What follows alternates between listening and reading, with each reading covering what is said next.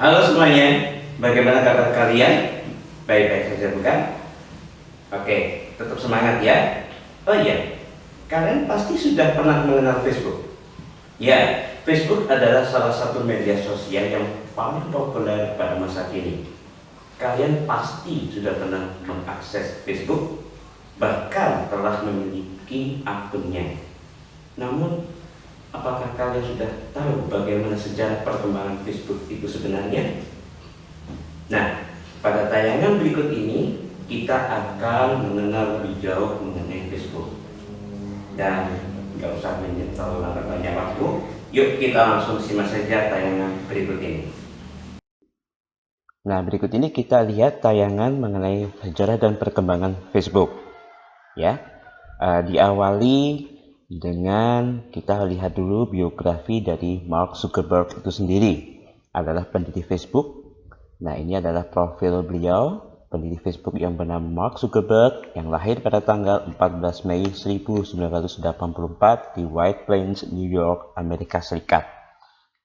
Inilah salah satu orang yang menginspirasi Mark Zuckerberg, yang terinspirasi oleh sang ayah yang bekerja sebagai ahli pemrograman komputer dan seorang pengusaha internet. Beliau yang banyak menginspirasi Mark Zuckerberg yang pada akhirnya memutuskan untuk melanjutkan studi pemrograman komputer di Harvard University, Amerika Serikat. Di sini Mark mendapatkan banyak ilmu dan karena dukungan orang tua, ini adalah momen bahagia saat sudah kesulusan bersama kedua orang tuanya. Nah, di sini dapat disimpulkan bahwa dukungan orang tua sangat berarti dalam pengembangan bakat.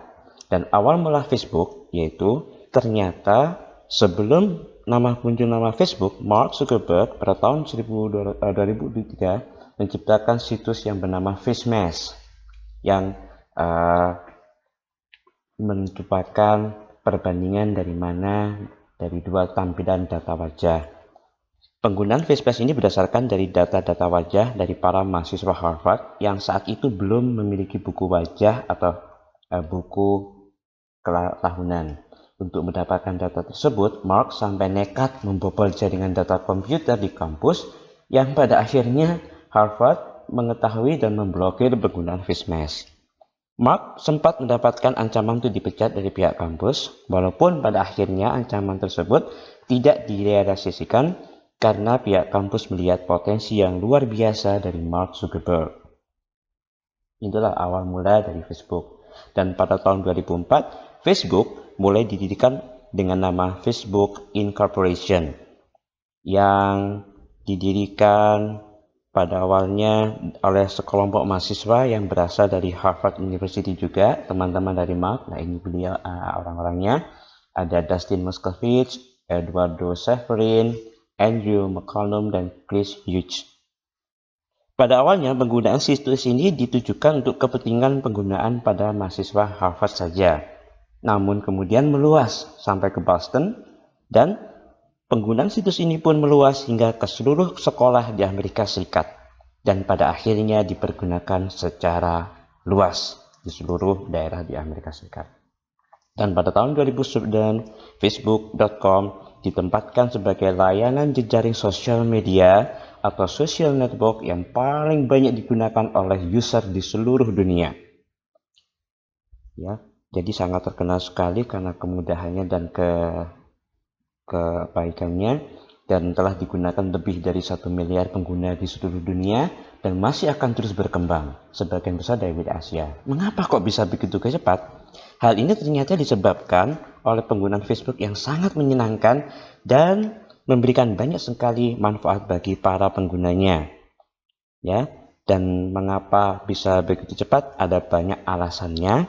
Yang pertama adalah user friendly, yaitu mudah dalam penggunaannya. Jadi dari berbagai kalangan usia pun bisa menggunakan secara baik dan mudah. Kemudian banyak fitur yang terdapat di Facebook, seperti fitur chat, games, portal berita, dan lain sebagainya. Sehingga dalam satu aplikasi mereka bisa mendapatkan banyak kemudahan.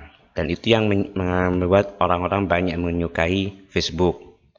Dan alasan berikutnya adalah karena pendaftaran di Facebook itu gratis alias tidak dipungut biaya. Kalau misalkan berbayar, dapat dibayangkan mungkin orang berpikir 2 kali untuk memakai aplikasi ini. Tetapi karena gratis, maka akan lebih banyak yang tertarik. Kemudian karena Facebook mudah untuk upload dan share foto. Biasalah, banyak manusia atau pengguna itu yang suka sekali menunjukkan kegiatan-kegiatannya untuk ditampilkan. Dan di sini Facebook sangat mudah untuk upload dan share foto, sehingga banyak disukai. Dan ada fans page.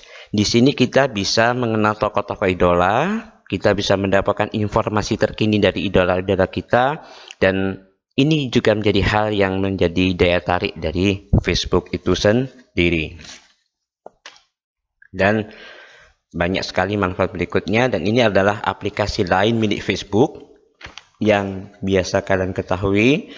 Salah satunya adalah WhatsApp. Dibeli oleh Facebook dengan nilai 19 billion US dollar atau setara 266 triliun, dan WhatsApp sudah tergabung dalam naungan Facebook. Kemudian aplikasi berikutnya yang terkembang dalam Facebook adalah Oculus.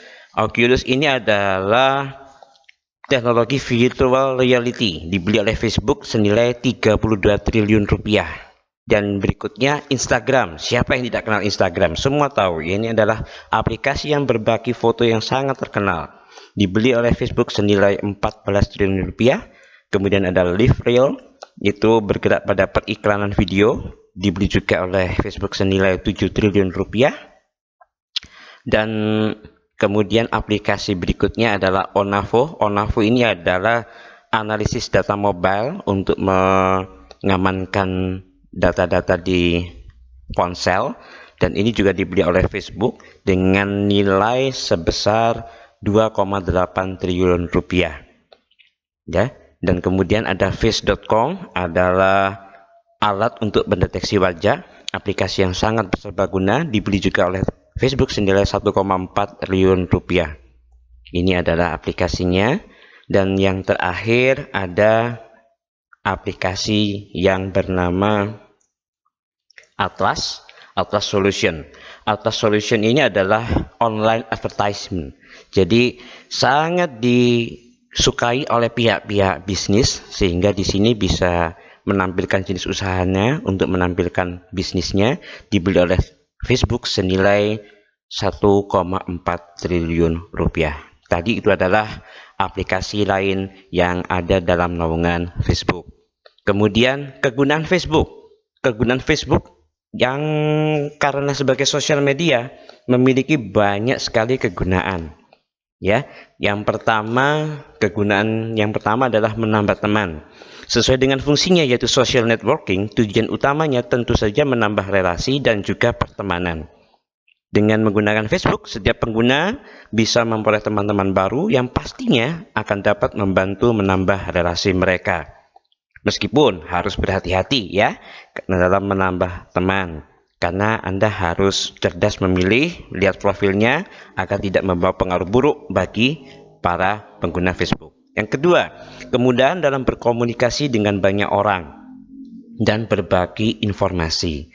Ketika Anda memiliki teman yang ada di luar pulau, di luar negara, maka Facebook adalah pilihan yang tepat.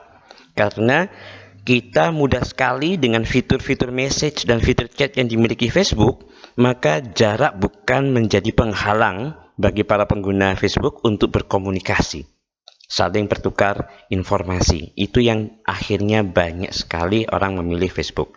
Kemudian mempererat kekeluargaan dari para pengguna. Penelitian mengatakan bahwa apabila setiap individu rajin menjalin komunikasi dengan baik antar sesamanya, maka hal ini akan meningkatkan keeratan dari tali dan hubungan kekeluargaan antar individu. Dan ini sangat menonjol di Facebook.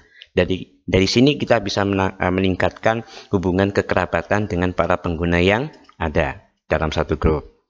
Kemudian menemukan teman lama. Misalkan kalian memiliki teman yang lama yang nggak tahu di mana sekarang. Nah, apabila teman memiliki Facebook juga, teman kamu memiliki Facebook juga, maka bisa ditemukan di dalam situs tersebut. Jadi tinggal mencari nama teman, lalu kemudian meng-add profil, dan apabila direspon, maka sudah pasti akan bisa berkomunikasi lagi dengan teman yang sudah lama tidak saling bertemu. Ya. Kemudian bisa bersama-sama dalam satu kesamaan hobi. Jadi misalkan ada yang suka hobi masak, ada yang suka hobi traveling, itu bisa bergabung dengan grup-grup yang lain untuk sharing informasi mengenai hobi yang ditekuni, sehingga dapat menambah pengetahuan dan juga wawasan dalam hobi yang digeluti. Kemudian online market. Dengan online market ini bisa pasti kalian sudah pernah tahu ini. Ingat masakan Mak Siti. Ini adalah salah satu iklan dalam bidang marketing bisnis online. Dari sini Facebook ternyata juga bisa meningkatkan usaha melalui online shopping. Meskipun banyak jasa meningkatkan terhadap toko online, maka kita pun tetap harus berhati-hati terhadap toko online. Facebook juga bisa untuk meningkatkan mencari donasi sosial, membantu orang lain. Ya, caranya dengan posting dan share mengenai musibah atau kejadian tertentu yang menimpa, maka di dalam pengelolaannya akan mendapatkan simpati dan bisa mendapat dukungan. Nah, sisi negatif Facebook pun juga ada.